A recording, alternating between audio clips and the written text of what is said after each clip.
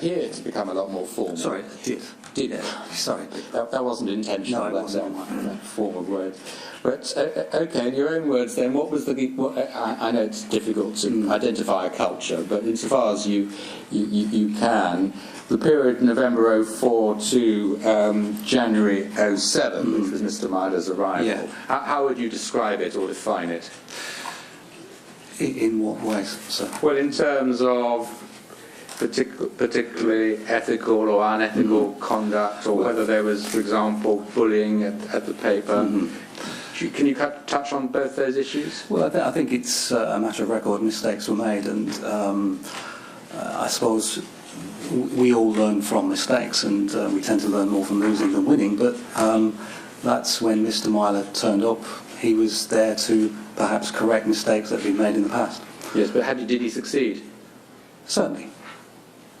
Well, on the what I believe you're referring to. I make it clear, Mr. Edmondson, Yeah. so that there's no sort of mystery about this.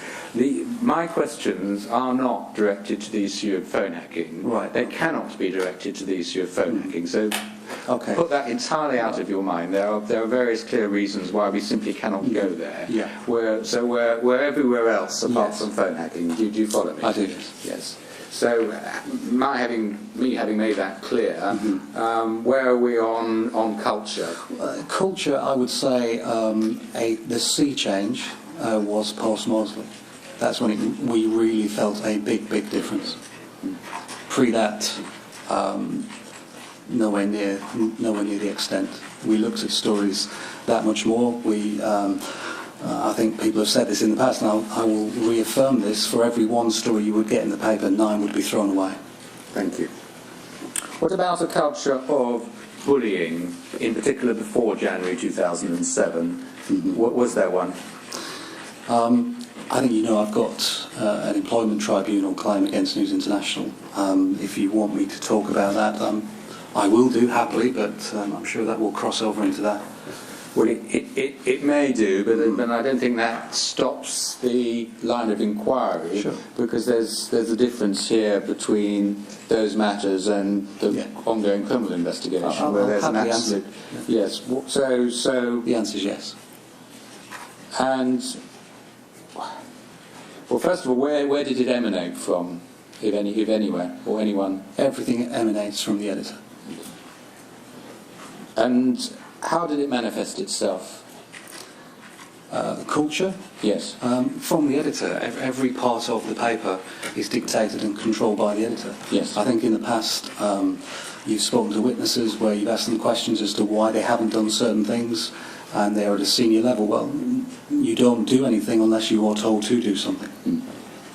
But to make it clear then, the culture of bullying emanated from the editor. Yes. Is that what your evidence is? Yes. But then the question was, how does it manifest itself? So what did the editor do? I don't really want to go into specifics. Okay. Well, I understand your diffidence, and maybe I can... Sorry. Unless... Well, you've heard Mr. Driscoll's evidence, or possibly seen it. I didn't. I heard parts of it. Well, he gives lots of examples. Does that chime with your experience? He was in a different department to me, sport. I can only think of what I went through. There are probably aspects of it that chime with me, yes.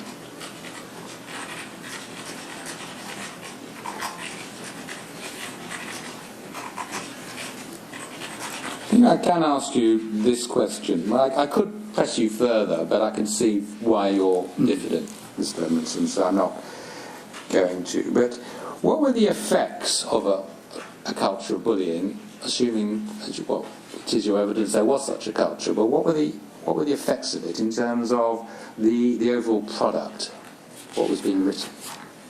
Did it have an effect? I can't say that I could distinguish between the two. If there wasn't a culture, then you wouldn't see an alternative product. I see. Well, you might be able to, unless you say Mr. Myler was also part of a culture of bullying. I mean, was he? Yes. Right. So I see your point. But you worked at a paper before, the Sunday People, Yeah. for 4 years. Was there a culture of bullying there? Nowhere near. Nowhere near. There were elements of, it was a considerably smaller paper, and I think that was a contributing factor. And of course, when you were much more junior, you were working in regional newspapers, and I imagine there wasn't a culture. There wasn't a culture at all. Yes. So you are able to compare, to some extent, what happens when there is and there isn't a culture of bullying. Obviously, there are emotional and psychological implications. That goes without saying. I'm not addressing those. I'm addressing what we see in the newspaper as a result. And how, if at all, does it affect what we see in the newspaper as a result? I don't know how you can compare local papers to national newspapers. I think that's a very unfair comparison. They work at a different pace, and there isn't the same pressures that you're under. Okay, but the effect of the pressures then, let's use a more neutral term and strip away bullying. What do the effect of the pressures have, both on news gathering and on what you write? Can you help us there? Specifically, I'm not sure I understand where you're going with this. Well, if people are put under pressure, sometimes what they do is less than optimal. I'm just giving a hypothetical example, a very high level of abstraction. And I'm not trying to put words in your mouth. I'm just trying to understand what... Totally understand. Yes. Are you able to assist us? I think in general terms, it's a case of you will do as you are told, and you live in that environment. So does it amount to this? You do as you're told, and sometimes you have to do things you are uncomfortable about. Yes, absolutely. And that's so even if you're the news editor. Yeah, absolutely. I got into trouble for thinking that seniority made a difference earlier in this inquiry. It's not a democracy at a newspaper. Autocratic. Yes.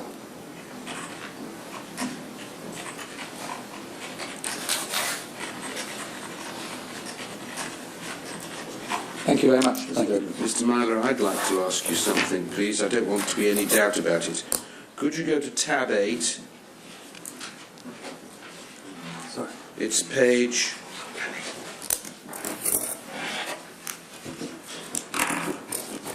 back to the McCann story, 85 to 88, in the bottom right-hand corner.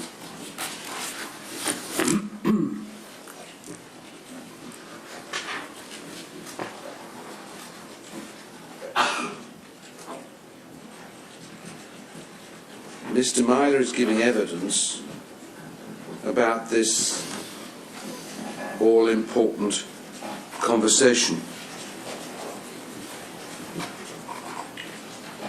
You were, of course, I'm just going to read a bit of it because I want to know precisely what you're saying. Okay. You were, of course, aware that if Dr. Kate McCann had not given her consent to the publication of her personal diary, she would be outraged by the publication. You were aware of that, weren't you? I wouldn't have published if I'd thought that she hadn't been made aware of it. Mr. Edmondson was telling you that he'd obtained consent on what day? Well, it was absolutely clear from the Friday to the Saturday that that assurance had been given to him and given again to me. And then at the bottom of the page, given the importance of all this, why not just pick up the phone yourself and find out? Mr. Mitchell was a very experienced media spokesperson, absolutely. I had no reason to believe that what Mr. Edmondson was telling me wasn't correct. Did Mr. Edmondson tell you clearly that he told Mr. Mitchell that a copy of the diary had been obtained by the Portuguese police, had been translated by you, and that sections of that translation were going to be published in the News of the World as opposed to News of the World simply using publications which had already been made in Portugal to base a story? No, no, no. My understanding was that it was very clear that Mr. Edmondson had explained what we had, because I think the extracts that appeared in Portugal were very minor, limited. I don't know how much they used. But there was, I think there's a transcript of a conversation where he explains that he was trying to get me to go big with it. I think in the course of the conversation, I think Mr. Mitchell had said he vaguely remembered when they'd been used in parts of the Portuguese press, and that they were obviously very selective. But did Mr. Edmondson make clear to you that he'd made it clear to Mr. Mitchell that he had the whole diary and was going to cause extracts from it to be published in the News of the World? Answer. That's what he led me to believe. Yes. Did you lead Mr. Myler to believe that you had made it clear to Mr. Mitchell that you had the whole diary and was going to cause extracts from it to be published in the News of the World? No. Thank you. Thank you very much. So may we break for about 10 minutes, because I haven't had the chance to speak to the next witness. Yes, well, it's a very convenient moment. All rise.